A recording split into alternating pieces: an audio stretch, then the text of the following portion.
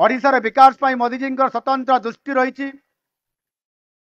गत वर्ष अर्थात सेप्टेम्बर मास 17 तारीख आज दिन में आज भी सेप्टेम्बर मास 17 तारीख 2025 मसीहार गत वर्ष सेप्टेम्बर मास 17 तारीख 2024 मसीह आज दिन में माननीय मोदी जी ओडिशा आसी आमर माँ मानकर पाई सुभद्रा योजनार शुभारंभ करथिले।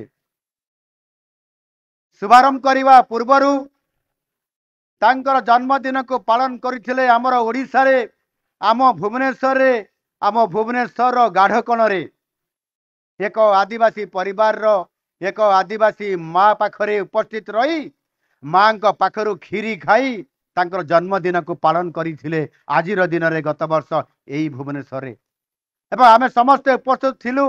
केड़े सौभाग्य आम मानकर प्रधानमंत्री जन्मदिन में ओडिशा रे हेबो एवं आमे समस्ते उपस्थित रहिबा।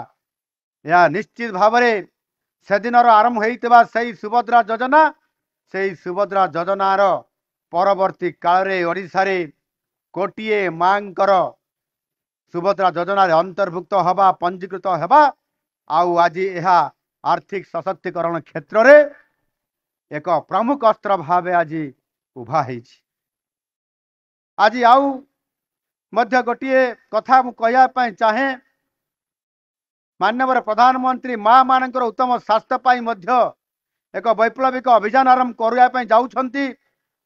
सुस्थ नारी सशक्त परिवार आम स्वास्थ्य मंत्री मध्य एटी उपस्थित अछंती डॉक्टर मुकेश महालिंग महाशय। तांकर अभियान होउछि सुस्थ नारी सशक्त परिवार।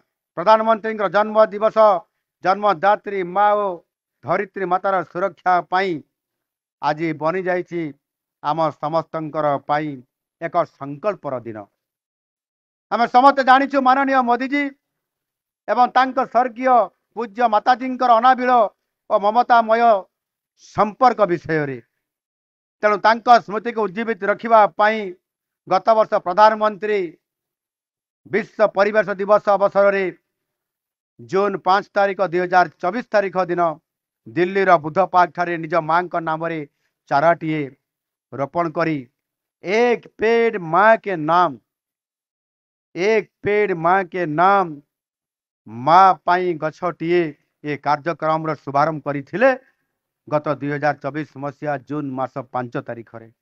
आ यही अभियान एक आंदोलन रे परिवर्तित होइथिला एवं मात्र 4 मास मध्य रे गत वर्ष 80 कोटी चारा रोपण जो लक्ष्य रखा जाइथिबा कार्यक्रम को सफलतार सहित ताहा पूरण करि पारिथिला।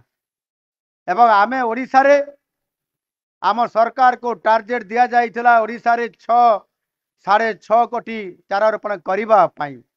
सौभाग्यर कथा सरकारंकर ये कार्यक्रम रे ओडिशार सबु जनसाधारण सामिल हवा छात्र छात्री माने सामिल हवा बुद्धिजीवी माने सामिल हवा एनजीओ माने सामिल हवा पंचायत माने सामिल हवा म्युनिसिपालिटी सामिल हवा कारण आमे भारत वर्षर 4थ स्थान अधिकार करथिले एवं 6 कोटी 72 लक्ष वृक्षरोपण करि पारिथिले।